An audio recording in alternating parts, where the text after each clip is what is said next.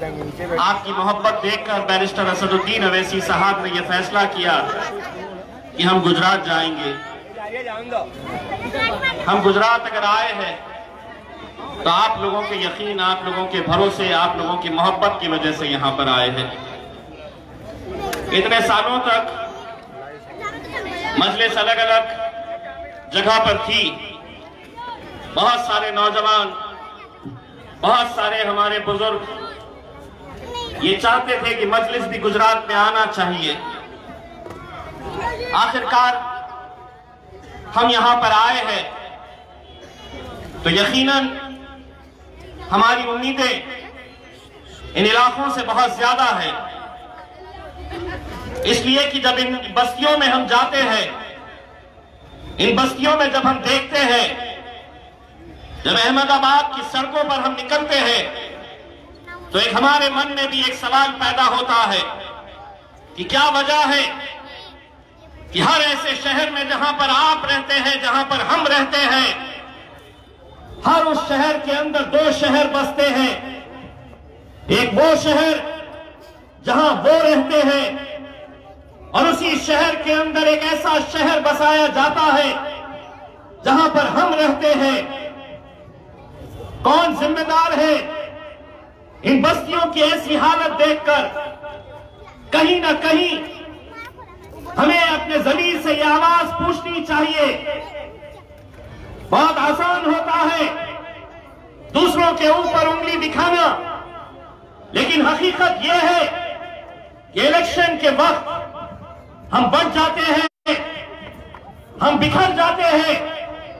उसी का नतीजा है कि आज जो मुल्क के अंदर हालात हैं, वो हालात से आप बखूबी अच्छी तरह से वाकिफ हैं। आप जानते हैं इस मुल्क के हालात कैसे हैं, और ये जानकर भी अगर हम अनजान बनने की कोशिश करेंगे तो कहीं ना कहीं हम अपने आप से धोखा कर रहे हैं, कहीं ना कहीं हम अपने आने वाली नस्लों के साथ धोखा कर रहे हैं।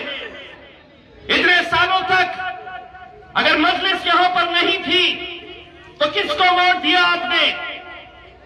आपने वही कांग्रेस को वोट दिया, क्योंकि मुझे मालूम है कि आप भारतीय जनता पार्टी को कभी वोट नहीं दिए हैं और इंशाअल्लाह आगे भी कभी नहीं देंगे। लेकिन क्या ये कौम एक रबर स्टैंप की तरह है? क्या ये कौम का काम सिर्फ वोट देते रहना और सत्ता का मजा वो लेते रहेंगे? गए वो दिन जब हम बाराती की तरह जाते थे। अब वक्त आया है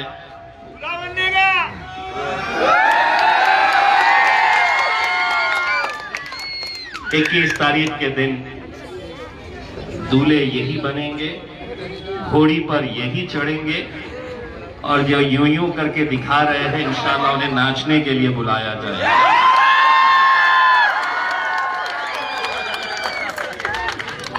दोस्तों, आज आप अच्छी तरह से जानते हैं इस मुल्क के हालात कैसे हैं। मैं खुसूसन जो बुजुर्ग यहां पर मौजूद हैं उन लोगों को उस हकीकत से आगाह करना चाहता हूं। ये जो नौजवान यहां पर खड़े हैं, उन लोगों के लिए आगे सरकार की क्या मंशा है, क्या मकसद है? मेरी माएं और बहनें जो ये मेरी आवाज सुन रही है, मैं उनको ये पैगाम देने के लिए आया हूं कि इन नौजवानों को पहले तालीम से मोड़ दिया जाएगा, फिर किसी जुर्म से जोड़ दिया जाएगा। हाथ से हाथ की जंजीर बनाकर चलो, वरना धागे की तरह तुम सबको तोड़ दिया जाएगा। और वो वक्त आया है, वो वक्त आया है कि हमको अपने मुस्तकबिल के बारे में सोचना है। हमें मालूम है हम महज 1 महीना पहले गुजरात में आने का फैसला किए। साबिर काबुलीवाला साहब के ऊपर ये जिम्मेदारी दी गई। किसी भी इलेक्शन लड़ने के लिए हमें मालूम है बहुत तैयारियां लगती है, बहुत वक्त लगता है, बहुत प्लानिंग करने की जरूरत होती है। लेकिन उसके बावजूद भी अगर हमने यहां पर आने का फैसला लिया, ये जानते हुए कि हमारे पास इतना वक्त नहीं है। तो हमने आने का फैसला, जब यहाँ के नौजवानों का जोश देखा, एक बात हमें समझ में आई, इन सब के दिलों में झांक कर अगर देखें तो हर एक के दिल में सिर्फ एक ही तस्वीर नजर आई, जो मेरे कायद बैरिस्टर असदुद्दीन अवैसी की तस्वीर। महज 2 दिन बचे हैं। 2 दिन के बाद यह फैसला होगा कि गुजरात के अंदर महज 1 महीना पहले मजलिस इत्तेहादुल मुस्लिमीन आती है और यहां पर ऐसा कारनामा अंजाम देती है।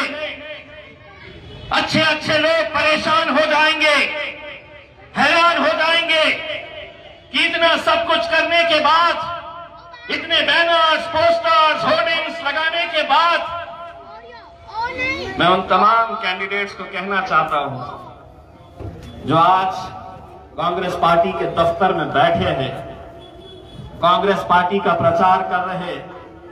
23 तारीख के दिन जब नतीजे आएंगे, आप खुद समझ में नहीं आएगा आपको कि इतने बैनर लगाया, इतने होर्डिंग लगाया, इतने पोस्टर लगाया, इतना पैसा बांटा, मफलर किसी का भी पहनेंगे, लेकिन 21 तारीख के दिन मोहर सिर्फ लगेगी तो पतंग के ऊपर मोहर लगेगी।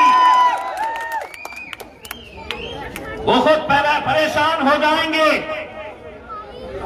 कि मांझा तो हमारे से लिया गया था, मांझा हमारा इस्तेमाल किया गया था, लेकिन पतंग उड़ाई गई 21 तारीख के दिन, यही सोचकर वो हैरान रहेंगे।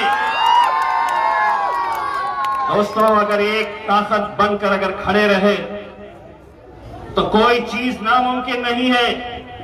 जिस जमात के बारे में कहा जाता था कि ये सिर्फ हैदराबाद के उतनी एक जमात है, हैदराबाद के बाहर इनका कोई वजूद नहीं, कोई पहचान नहीं, जब निकले, जब लड़ने के लिए मैदान में उतरे तो नतीजे कैसे होते हैं, उसकी जिंदा मिसाल आपका ये बेटा, आपका ये भाई खड़ा है, जिसने जब औरंगाबाद शहर से मजलिस इत्तेहादुल मुस्लिमीन के टिकट के ऊपर इलेक्शन लड़ने का फैसला किया, तो वही बातें सामने आई, वही बातें लोग कहने लगे कि नहीं, ये मजलिस आई है महज वोट काटने के लिए, ये जीत नहीं सकते, ये किसी को हराने के लिए, किसी को जिताने के लिए आए हैं, इनकी सेटिंग हो गई।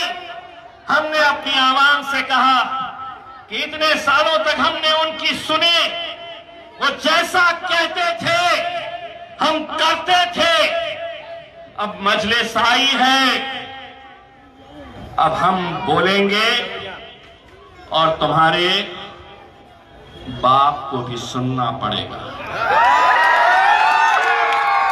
सुनना पड़ेगा तुम्हें, क्योंकि इतने सालों तक तुमने इस कौम का सिर्फ इस्तेमाल किया है। आज हम अपने अधिकार, अपने हक की बात कर रहे। लोग जब कहते थे कि ये जो खड़ा है ये 1 लाख वोट लेगा, असद साहब अगर आ जाएंगे जल्द से ले लेंगे, 1.5 लाख वोट से ज्यादा नहीं लेगा। हम अपनी आवाम से कहा, एक बार मुत्तहिद हो के बताओ, एक बार अपनी ताकत साबित करो। और अल्हम्दुलिल्लाह ऐसा धक्का लगाई आवाम ने कि मेरे शहर में पिछले 20 सालों से लगातार शिवसेना का सांसद जीत कर आता था। जब हम मैदान में उतरे तो यही कांग्रेस के बड़े बड़े दिग्गज नेता आए और यही राग जपने लगे कि नहीं, अब ये मजलिस खड़ी है, अब ये सेना को लड़ने की जरूरत नहीं है, वैसे भी जीत गए। हमने अपनी आवाम से कहा, एक धक्का लगाओ, ऐसा धक्का लगाए कि 4 लाख वोट हासिल करके 20 साल की शिवसेना को हमने वहां से उखाड़ फेंका और मजलिस का झंडा हमने हमारा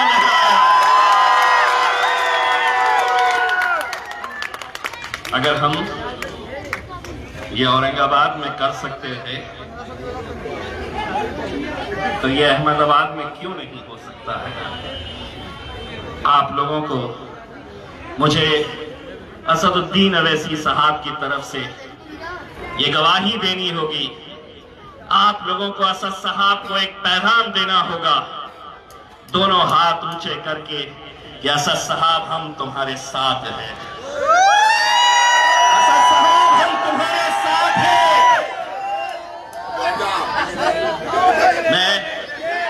मुझे मालूम है कि आने वाले 2 दिन कैसे रहेंगे, क्या क्या खेल खेले जाएंगे, कैसे कैसे हथकंडे अपनाए जाएंगे, कैसे कैसी साजिशें रची जाएंगी, ये आप भी अच्छी तरह से वाकिफ है। साबिर भाई बता रहे थे कि गुजरात में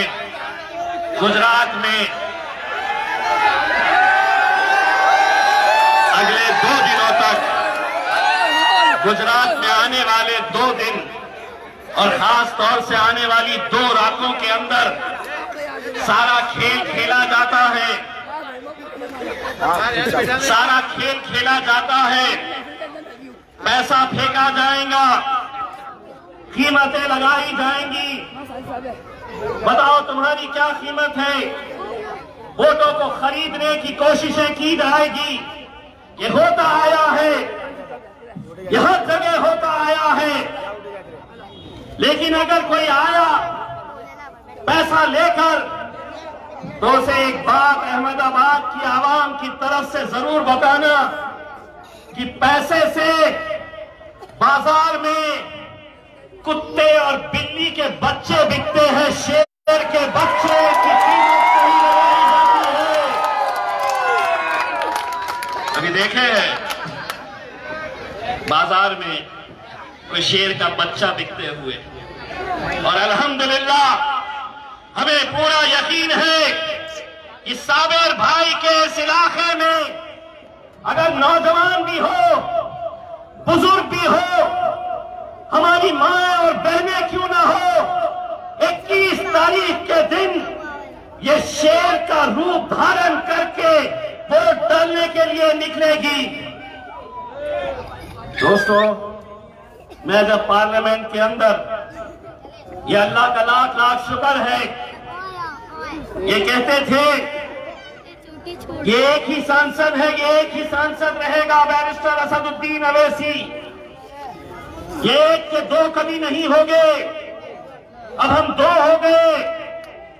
तो एक भाजपा वाले ने कहा कि 2 ही तो है। मैंने कहा 20 साल पहले याद कर भाजपा के कितने सांसद थे? 2। अगर वो 2 से 300 आ सकते हैं तो इंशाअल्लाह मजलिस भी 2 से आगे बढ़ सकती है। हमारा यकीन तो अपने रब के ऊपर है। हमारा काम है मेहनत करना, नतीजे ये नहीं सोचना कि नतीजा क्या होने वाला है। हमारा काम यही है कि हमने शिद्दत के साथ मेहनत करना है और नतीजों का फैसला हम अपने रब पर छोड़ना है, अपने रब पर छोड़ना है। इसीलिए आज ये वक्त की जरूरत है। मैं पार्लियामेंट के अंदर असद साहब को जब देखता हूं, पूरी दुनिया ने देखा, जाफर भाई ने जैसा बताया कि हमारे शरीयत का कानून जब बदला जा रहा था, उस वक्त असद साहब ने किस तरह का फैसला लिया। जब CA/NRC का बिल लाया गया तो 550 का ऐवान, और उस ऐवान के अंदर एक शख्स शेरवानी, टोपी, दाढ़ी, अल्हम्दुलिल्लाह पूरे के पूरे एक तरफ जब वो खड़े रहते हैं तो हमारे ताल्लुक से कैसे कैसे नारे लगाए जाते हैं, ये हम हर रोज उस ऐवान के अंदर महसूस करते हैं। लेकिन उसके बावजूद भी असदुद्दीन अवैसी साहब ने उस दिन जो फैसला लिया, सामने मोदी साहब बैठे, अमित शाह साहब बैठे, 303 उनके सांसद बैठे, कांग्रेस के अलग अलग पार्टियों के सांसद बैठे। असदुद्दीन अवैसी साहब ने उस दिन हक की बात करनी थी तो उन्होंने कहा कि मोदी जी, अमित शाह साहब सुनिए, तुम कानून लेकर आए हैं, लेकिन मेरी नजर में, मेरी आवाम, मेरी कौम की नजर में तुम्हारे इस कानून की कीमत क्या है, तो देख कागज फाड़ के उनके मुंह पर फेंकना। दोस्तों, उस वक्त जब ऐवान में बैठा था, मैं ये सोच रहा था, मेरे मन में एक सवाल आ रहा था कि आखिर असदुद्दीन अवैसी साहब को ये हिम्मत कहां से मिलती है, एक अकेला शख्स खड़े रहकर भरी ऐवान के अंदर ये इतनी बड़ी जुर्रत का काम करता है। तो मेरे मन में एक सवाल आता है कि आखिर उन्हें ये हिम्मत कहां से मिलती है। जब मैं अहमदाबाद आता हूं और यहाँ पर इतने सारे लोगों को देखता हूं, तब मेरा यकीन पुख्ता हो जाता है कि असदुद्दीन अवैसी साहब को ये हिम्मत और ताकत यहाँ से मिलती है। मेरे भाई, यहाँ से मिलती है। आप लोग हैं वो ताकत, और यही ताकत आप लोगों को बनाए रखना है। 23 तारीख के दिन हम लोग बड़ी बेसब्री के साथ, हम तो मेहमान बनकर आपके पास आए हैं। यहाँ पर 19 तारीख के दिन हम यहाँ से निकल कर चले जाएंगे, लेकिन जब 23 तारीख के दिन जब नतीजे आएंगे और यहाँ की फिजाओं के अंदर जब हरे रंग को और पतंग की निशानी को जब हम देखेंगे, तो हमें भी फख्र होना चाहिएगा कि इम्तियाज जलील आपका बेटा, आपका भाई भी आप लोगों के बीच आया था इस बार इत्तेहाद की भीख मांगने के लिए।